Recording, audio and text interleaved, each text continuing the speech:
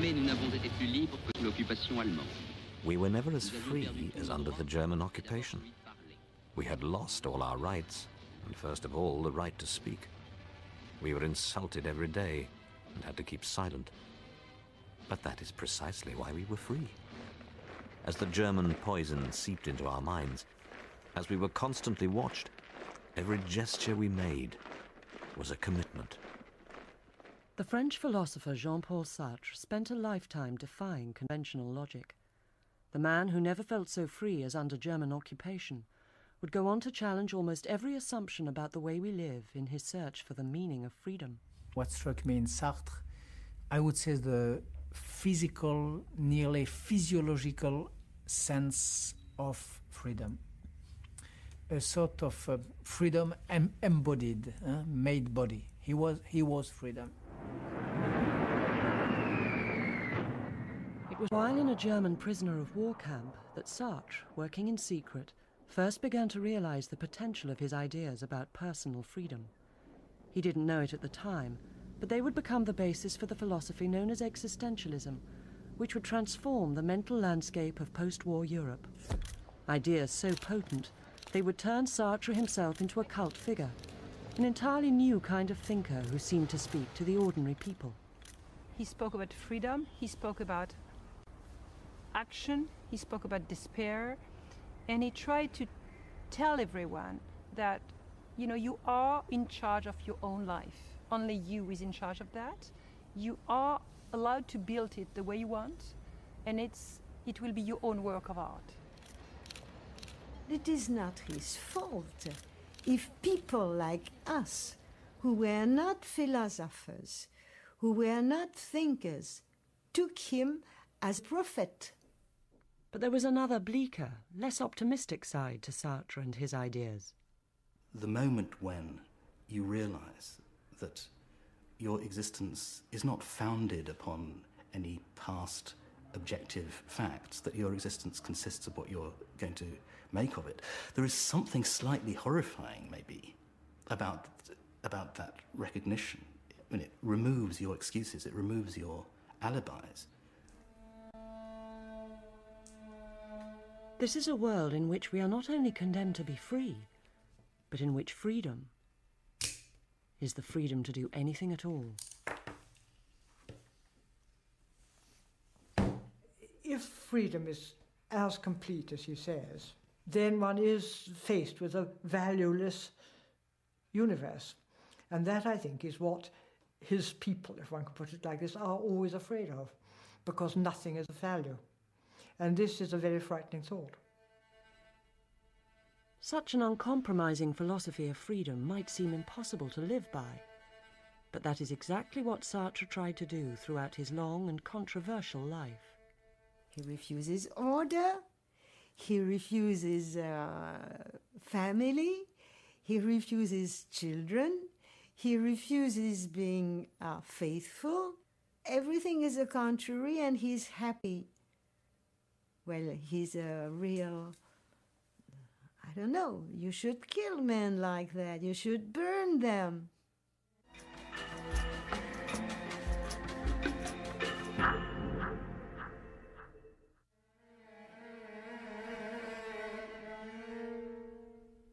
It was no accident that Jean-Paul Sartre's philosophy reached a really wide public for the first time during the immediate aftermath of World War II. France was an exhausted country, ashamed of its past and fearful of the future, and Sartre's ideas brought a message of hope. Everybody realised that the old frameworks of values on which they'd depended, perhaps for generations, were collapsing. And Sartre's idea was that this was actually a fantastic moral opportunity. Other people were wringing their hands and saying nobody believes in Christianity anymore, nobody believes in the family and in the moral standards of our mothers and fathers and our grandparents. And Sartre's idea was that actually, from a moral point of view, that was brilliant, because it meant that people were taking responsibility for their actions in new kind of ways. To be told, you are responsible for the period of history that you are living in. You have not only the right to choose, but the duty to choose. And if you are now surrounded by poverty, by war, by oppression, by cruelty. That is what you have chosen. And as an idea, this is like champagne. It's tremendously exciting, bubbly. It gives you an exhilaration because it gives you tremendous power.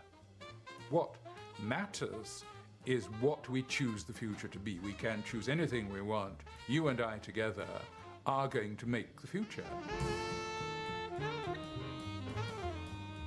In the heady atmosphere of newly liberated Paris, Sartre's existentialist ideas found fertile ground, providing the jazz generation with a personal philosophy of freedom which expressed their instinctive rejection of the past.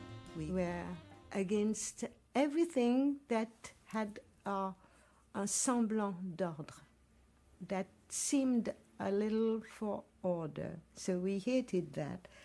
And as much as we could, we did all that was forbidden and prohibited. It was prohibited to dance, we danced. It was prohibited to hear jazz music, we heard jazz music. But Sartre himself had more personal reasons for wanting to leave the past behind. Born in 1905 into an upper-middle-class family, the death of his father and hatred of his stepfather drove the precocious child to reinvent himself as a character unconnected to the adults around him. He looked on the death of his father as a great liberation. Now, that's probably not the way he looked at it in the 5 or 6 years after losing his father, but he felt that he had never had this pressure of the man he ought to model himself on, and that he had to find his own models of what he wanted to be. He needed to believe he was free to make himself into something different. The ability to reinvent oneself, the ability to choose, became the most important thing that was his possession, and therefore in his philosophy it became the most important thing that anyone else could possess. Another factor in the young Sartre's need to remake himself was his appearance. An infection had left him with an extreme squint, and when he lost his baby curls, he was horrified to discover himself ugly. The major turning point came when the golden curls were cut off and he came home and saw something rather different in the mirror, and much worse, found that other people were no longer reacting to him as they had before. He had lost that charm, and from then on it was his brain that was golden. Sartre would go on to study at the prestigious École Normale Supérieure in Paris, where he quickly developed a reputation as an unconventional, bohemian figure. The student who came second to him in their final philosophy exams was the writer Simone de Beauvoir. Je pense qu'il était le plus sale, le plus mal habillé. Je crois aussi peut-être le plus laid. Mais je me rappelle l'avoir vu une fois avec un grand chapeau dans les couloirs de la Sorbonne, faisant la cour à je ne sais pas quelle étudiante, parce qu'il était toujours en train de faire la cour à tel ou tel jeune philosophe. Ça, c'était mademoiselle, je ne sais plus comment elle s'appelait. Enfin. Et il avait un grand chapeau, il était en train de faire du charme, et je l'avais ricané. Though Sartre always wanted to be a writer, he initially took a post as a school teacher. During his spare time, he developed a strong interest in phenomenology, a new branch of philosophy that offered a radical account of the workings of human consciousness. In 1933, he took a year off and went to Berlin to study under Edmund Husserl, the world's leader in that field. When Sartre returned to Paris, he felt he had found an entirely new way of seeing man's existence in the world. The big idea he got was that to be conscious of something is to relate to an item in the world rather than to relate to some inner representation of it within your head. What we think of as self-consciousness is actually our consciousness of the world. The idea that we have such a thing as a self, an inner character, an essential being that we truly are, that is a myth, according to Sartre. And the whole kind of moral impulse of his work is to try and get people to abandon the idea, to give up, actually in some ways rather comforting security blanket of an idea that there is some answer, some inner answer to the question who we are. Sartre's whole argument is that there is no predetermined character which makes you be who you are. Who you are is a function of what you do. Sartre loved cinema, especially thrillers, and went most evenings. He was struck by the difference between the characters on the screen and the people on the streets outside the cinema. The people outside could do anything they liked because they were making it up as they went along. Unlike in the films he saw, there was no preordained script in real life. Inspired by Husserl and his cinema experience, Sartre began writing an essay on what he called the contingency of existence, the fact that we seem to be here by chance with no purpose in life. Simone de Beauvoir, who was now his lover, suggested he rewrite it as a thriller. The result was a novel published in 1939, which gave a name to existential angst: nausea. Here we all are, all of us eating and drinking to preserve our precious existence. And there's nothing, absolutely no reason for existing. I remember my philosophy teachers in French lycée, they were flabbergasted by Sartre, because generally, philosophers talk about the lamp on their table. When I perceive the lamp on my table, what do I see? Now here was Sartre saying, I am in a cafe and I want to know what the essence of the waiter is. That was very new. Cast in the form of a fictional diary in which the central character Roquentin discovers that existence is meaningless, Nausea was an entirely original piece of writing which immediately became widely read. It translated complicated philosophical ideas into familiar everyday images. At its heart was an encounter with a tree, during the course of which Roquentin comes face to face with what he calls the key to existence. Then all of a sudden, there it was, clear as day. Existence had lost the inoffensive aspect of an abstract category. It was the actual glue of things. This root was moulded in existence. I realized that I'd found the key to existence, the key to my nausea, to my whole life. I'd experienced the absolute or the absurd. In front of this great rugged paw, neither ignorance nor knowledge mattered.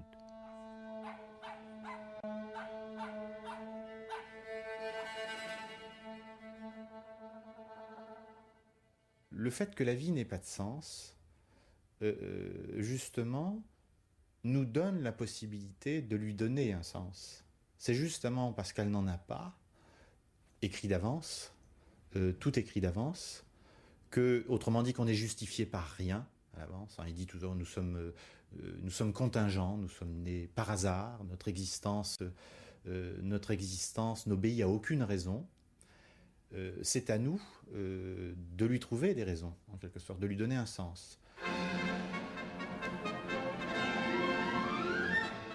When war broke out, Sartre was conscripted into the army and assigned to a meteorological unit, charting wind conditions to direct artillery fire. Operating well away from the front line, he found that he had a surprising amount of free time on his hands. Sartre didn't have a lot of guard duty, and he would send balloons up in the air, in my opinion, a very philosophical gesture, and wait to see which way they drifted.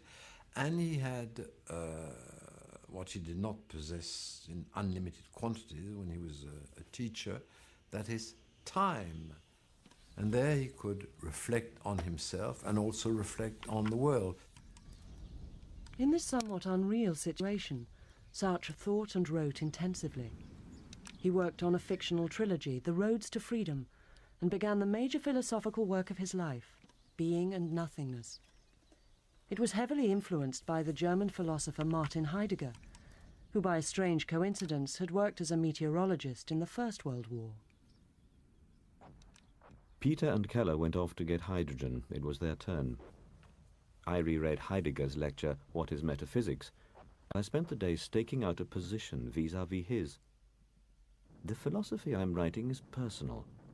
It plays a role in my life, protecting me against the melancholy gloom and sadness of war. Philosophy and life have really become one.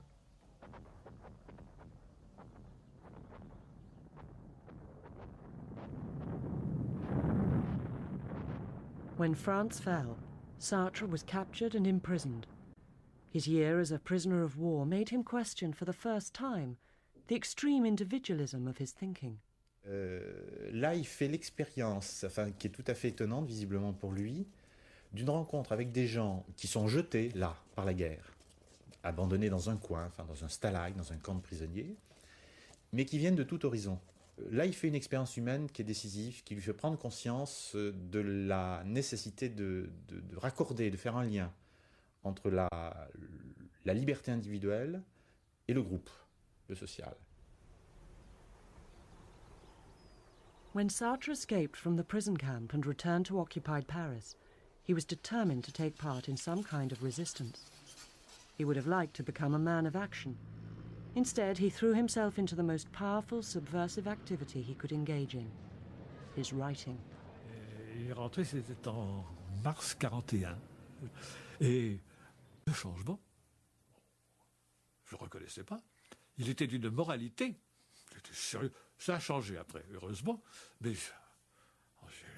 il parle de morale. Jamais je n'avais entendu parler de ça. Sartre worked simultaneously on a political play, the novels, and his philosophical writings. He wrote fast. His ideas had been well prepared during his imprisonment. His play, The Flies, a reworking of Greek myth and staged in 1942, was a thinly disguised attack on the collaborationist Vichy government for preaching guilt and submissiveness to the downcast French. Once freedom explodes in the human soul, God can do nothing against man. God can do nothing against this pillar of granite, against this irresistible column, man's freedom. In an explosion of work, Sartre completed Being and Nothingness in the next year. It was a brilliantly original synthesis of ideas from Heidegger, which became the core of existentialism. At its heart was the concept of authenticity, the idea that individuals can always choose their own actions, even in situations that appear to enslave them. On avait encore ce choix, même dans la situation la plus dramatique, plus que dramatique, la plus tragique, il y a toujours la possibilité de baisser les bras, ou de se laisser aller, ou au contraire peut-être de mourir debout. Il y a toujours une part de choix, même face à l'inéluctable, dans la façon de mourir, par exemple. Sartre était convaincu de ça. Mathieu was still firing when the roof fell on top of him. He dropped his rifle and fell. 15 minutes, he thought in a fury. I'd give anything just to hold on for 15 minutes. Christ, he said aloud. No one shall say we didn't hold out 15 minutes. He fired. He was cleansed. He was all-powerful. He was free. Here is the news, read by Richard Wessel. Paris has been liberated.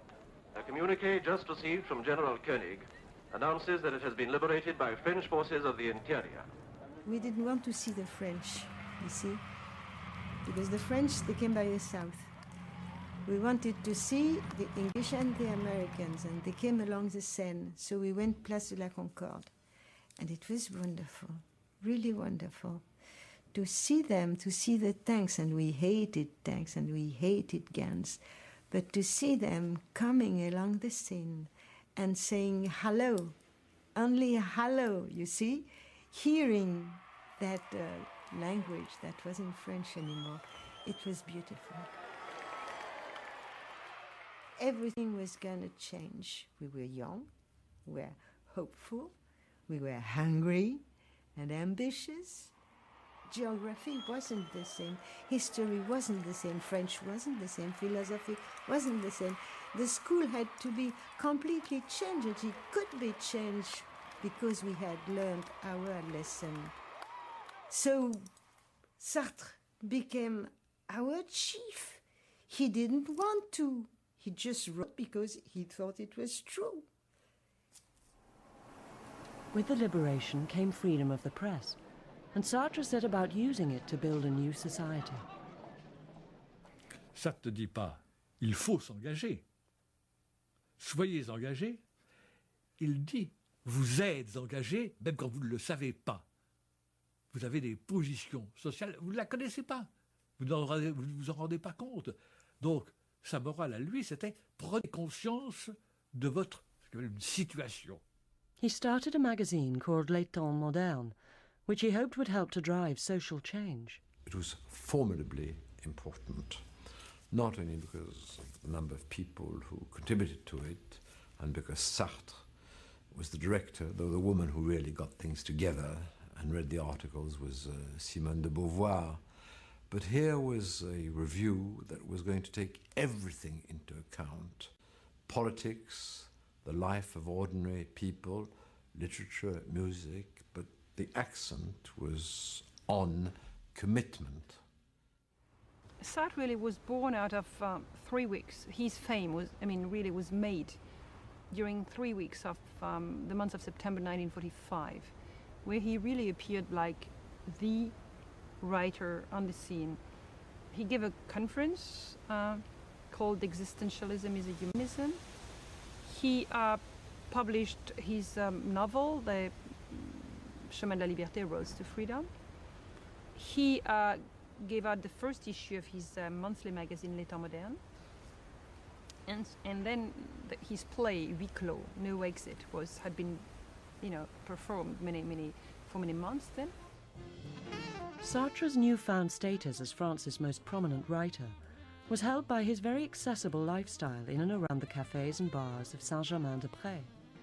Here was a new kind of very public intellectual, who even seemed to write his books in between sipping cups of coffee and chatting to friends.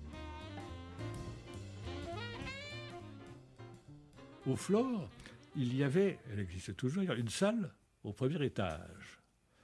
Maintenant, il y a des gens qui viennent là tranquillement. Mais enfin, ils viennent plutôt pour lire.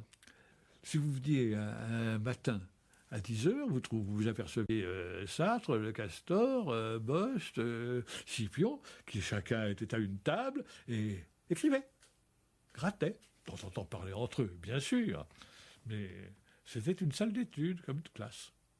The people around them, they all lived in the same hotel.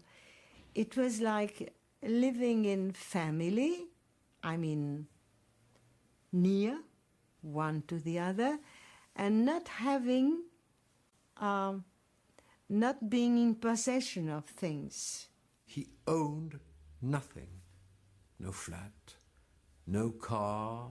He even threw away all his books one day. He was interviewed by people in cafes and so on. People would ask him, but what is existentialism? And he would say, existentialism? I do not know what that is. My philosophy is a philosophy of existence. And he comes from a very complicated German philosophy, which is phenomenology. But I'm not going to explain to you right now, he said. So one of the things is that, the kind of people press started to pull some elements from his very thick and dense works into the popular press by giving, bits here and bits there. So basically, they started to build a whole thing out of existentialism. Sartre himself didn't exactly discourage the kind of fashionable image that was growing up around him. He wrote lyrics for the singer Juliette Gréco, and was often seen in the company of other glamorous women in a way that attracted media attention. I asked him one day, but if you weren't a teacher and a philosopher, what would you like? What would you have been? I said, a chanteur de charme. But as well as being fascinated by Sartre's lifestyle, the media was also scandalized by his atheist ideas.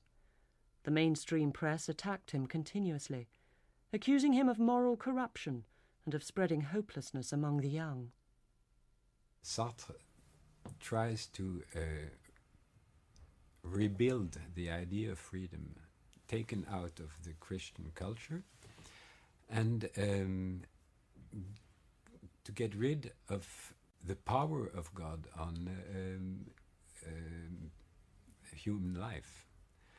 And so he comes to the conclusion that if God exists, man is not free, and if man is free, God does not exist. I am my liberty. You had scarcely created me when I stopped belonging to you. Nature jumped backwards. I was ageless and felt quite alone in the middle of your well-meaning world, like a man who's lost his shadow. There was nothing left in heaven, neither good nor evil, nor anyone to give me orders. For I am a man, and each man must find his own way. You can neither punish me nor reprimand me, and that's why I make you afraid. He says there is no God. Well, more than half the world is against him. That's how he's bad. That's how he's nasty. That's why he shouldn't be read. That's why he should be burnt.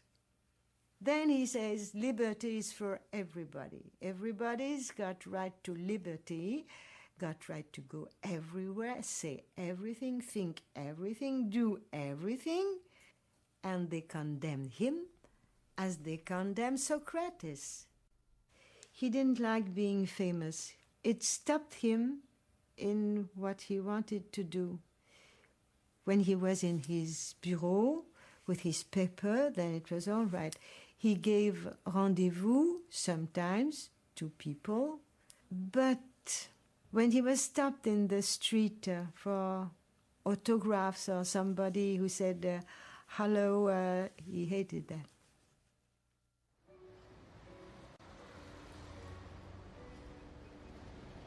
Forced to retreat from the cafes of the left bank by the attentions of the press, Sartre moved to live with his mother in the Rue Bonaparte.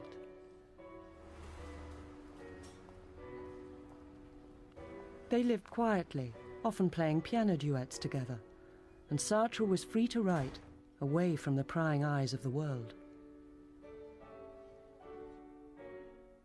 Sartre, from childhood onward, was someone who had suffered when he couldn't be in control of the image that other people formed of him. This, for him, was hell. This was hellish. This was acutely worrying. The discomfort he felt whenever he thought about what other people were thinking when they were looking at him is fundamental to his existence and to all his writing. Sartre tells this story about someone, I think it's in a hotel corridor, with their eye to a keyhole, completely absorbed in what's going on in the bedroom behind. And then they hear a step on the stairs behind them, and they suddenly become aware that they are a person looking at a bedroom scene behind a closed door, whereas before they were just looking at the scene. And he's instantly transformed from being something that's just concentrated on trying to hear to being a human performing a shameful act. And he feels shame. And the very existence of shame proves that we are always under the eyes of other people. If we can even feel shame, this means we know that other people are looking at us, thinking about us. We start thinking of ourselves as though we were an object. And so we construct an idea of ourselves as an item in someone else's world. And that's the point at which something like a self comes into being. The implication of this is that there is no way that people can, in the end, be comfortable with each other. It is always going to be impossible to think of yourself simultaneously as someone who is going around the world acting in it and being an agent, and also to think of yourself as being an object that other people are observing. So there is always a conflict, and there's no such thing as human relations that don't involve this kind of conflict. And this is why at the end of Huis Clos, hell is other people, because we can't get away from this terrible gaze of other people on us all the time. It's much, much more likely that you will hurt me. Huis Clos, or No Exit, with its unforgettable catchphrase, hell is other people, was Sartre's most popular play. Look into my eyes. What do you see? Oh, I'm there. Oh, can't see myself properly. But I can. The problem of personal freedom being threatened by other people was not simply theoretical to Sartre. He carried his ideas into his personal life. Now, Sartre was partly dependent on Simone de Beauvoir and partly independent. He had said to her in truly Kantian fashion, we shall have there is a necessary love between us, but we shall also have contingent relationships, translated into ordinary English or French. This means, we have a deep, eternal affection, but I can go around schooling as much as I want, and so can you. I'm not sure that it suited her quite as well as it suited him. Sartre was never sexually faithful to Simone de Beauvoir, or Castor as she was known. While maintaining a lifelong working partnership, each was free to have other lovers. He had many more relationships than she did, but Sartre's many mistresses found that they too had to accept his definition of freedom. I remember asking Sartre, how do you manage with all these women in your life? And he would say, well, I lie to them, with his gesture of his arm. And I then said, to all of them? Yes, to all of them. And even to Simone de Beauvoir? And he would say, especially to Simone de Beauvoir, surtout au Castor. Simone's most long-term rival was Michel Vian. She met Sartre in 1946, and they were lovers until his death. Her time with him convinced her that there were flaws in his idea of freedom. Alors, la liberté, je l'ai conquise contre son idée de la liberté pour les hommes. C'est facile, vous comprenez, quand on dit les hommes, ça veut dire les hommes et les femmes. On sait bien que c'est pas vrai. It isn't true. Simone de Beauvoir's experience of this kind of relationship undoubtedly fed into her book, The Second Sex. It was published in 1949 and explored the effect on women of the post-war freeing up of sexual attitudes. La liberté extrêmement angoissante. Tout est possible. Dieu est mort. La morale, disons traditionnelle, en tous les cas, la morale bourgeoise a périclité. Donc effectivement, il n'y a plus de, de garde-fous. People were moving about. They were anybody. Anything can occur. Anything can happen. I kept saying to myself in anguish, where shall I go? Where shall I go? Anything could happen. What was happening behind my back? Perhaps it would start behind me, and when I suddenly turned round, it would be too late. What I think he totally overlooks is that human beings actually are very like one another, and that therefore nearly all human beings, I would say all human beings, would prefer to eat scrambled egg rather than eat coal. And therefore, this is the kind of value that things in the world actually have. He will not admit that because he wants to insist that it's entirely a matter of my choice which of the two substances I prefer to eat. Now that is the exaggeration of freedom, but it's also the destruction of the values by which actually most of us live most of the time. Sartre convinced himself, though he didn't convince many other people, that this idea of a world of existentialists all making decisions for themselves would be a world of socialists who treat each other as equals. And it's hard to see, really, why it shouldn't be a world of egomaniacs who treat each other like dirt. How to accommodate individual freedom within a free society increasingly preoccupied Sartre. Having flirted with but never joined the Communist Party, he spent much of the 50s trying to reconcile the individualist philosophy of existentialism with the collective vision of Marxism. You find that between 1958 and 1968, this word liberty, which had been terrifically important, had been central to everything he thought and said and wrote, vanished completely from his writing. The reason it vanished is that he had become much less interested in the individual person, in me, in the self, in one person's fight.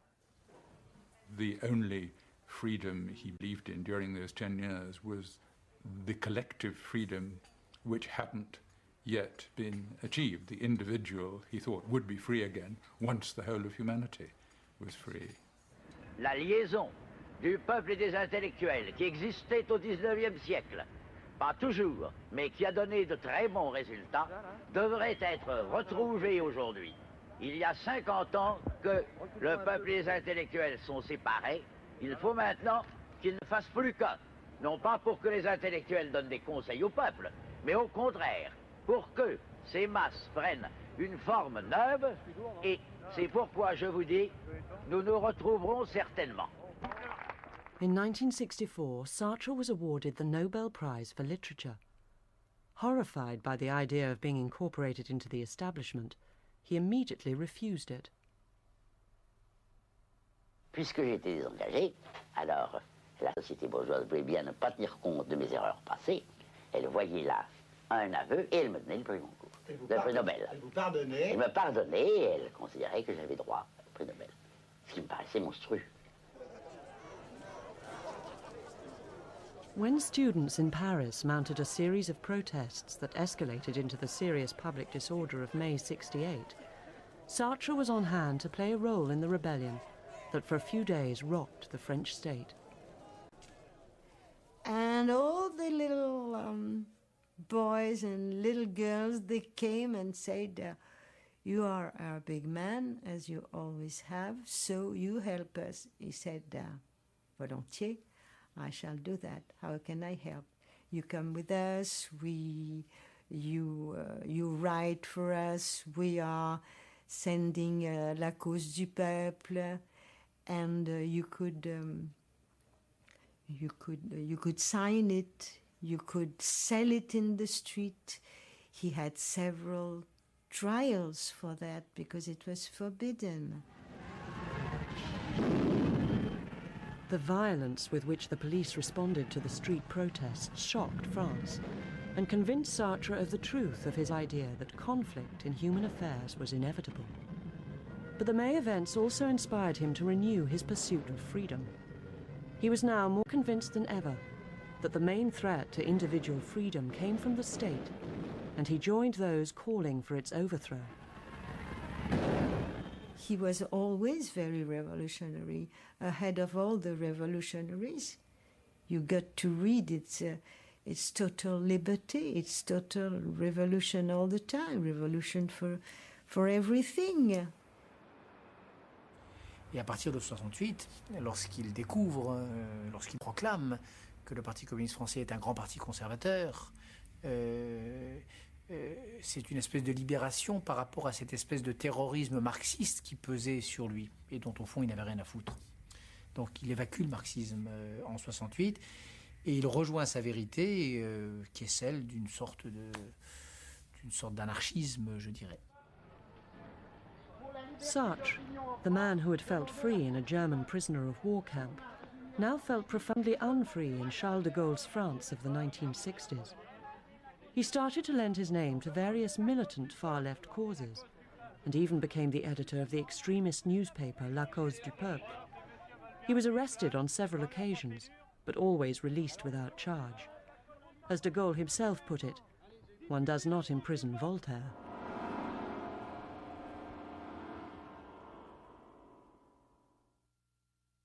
I suppose the point is that freedom, as he had conceived it, had always been a fantasy. It had been a very useful fantasy, not only for him but for France.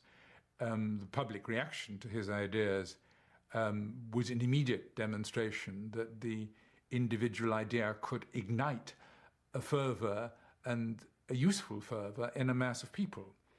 But the longer he lived, the clearer it became that individual freedom did not exist.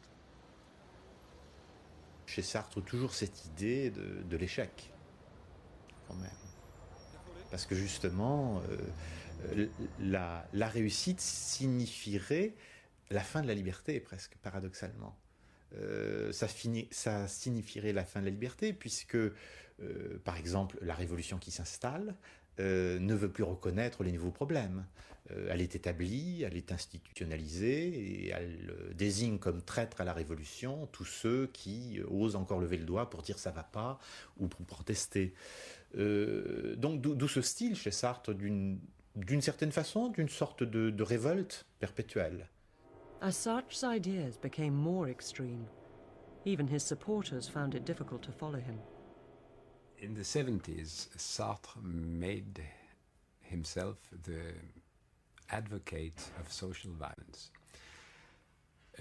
which was actually a counter-violence to the violence of the government.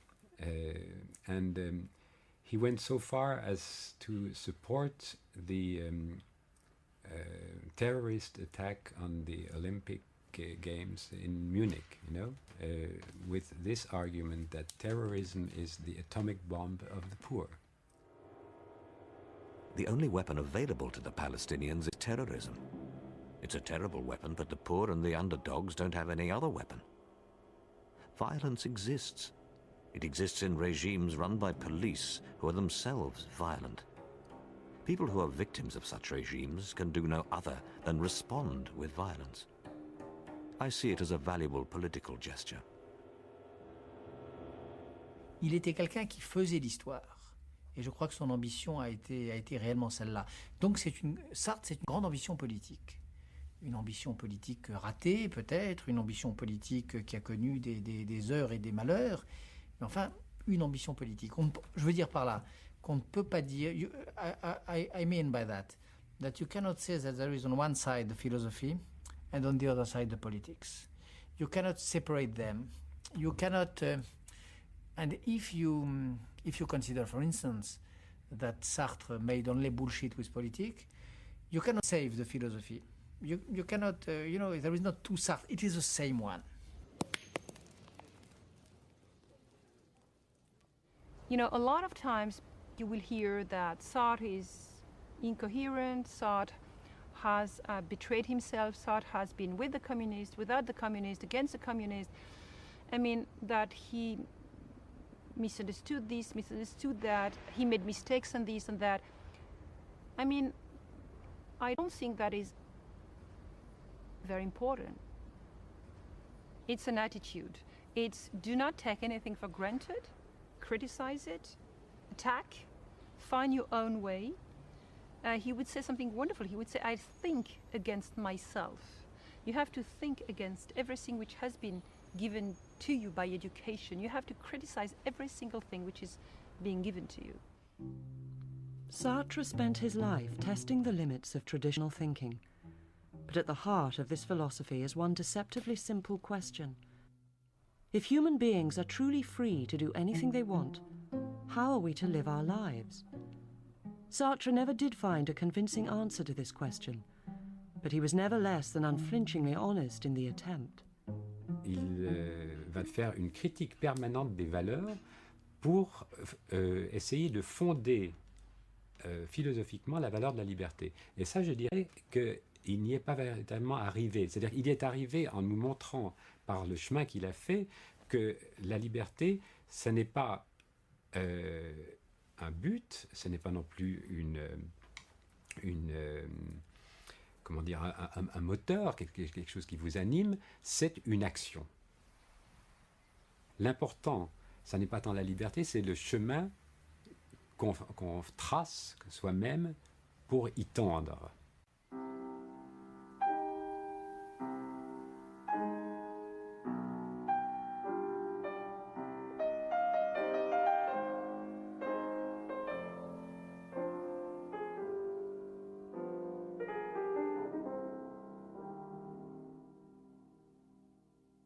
Madame, mademoiselle, monsieur, bonsoir. Des dizaines de milliers de personnes ont rendu un dernier hommage à Jean-Paul Sartre.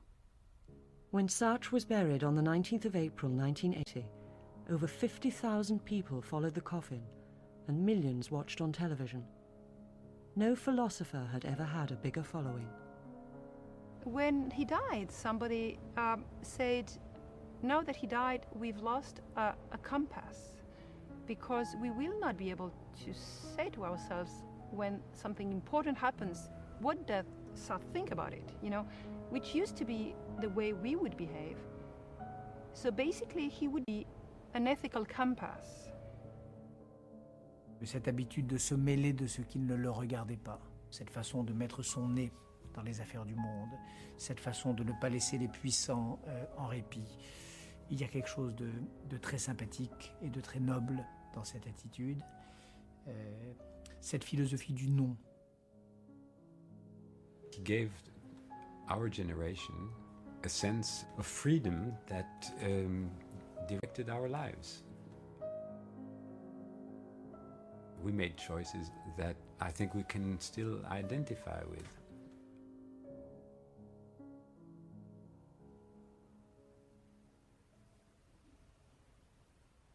I'm just aware that at the present time, the message of freedom that Sartre is delivering is not accepted, as if this burden of freedom that he's putting on everyone's shoulders is too weighty. And maybe we are in a time when people don't want to hear about freedom.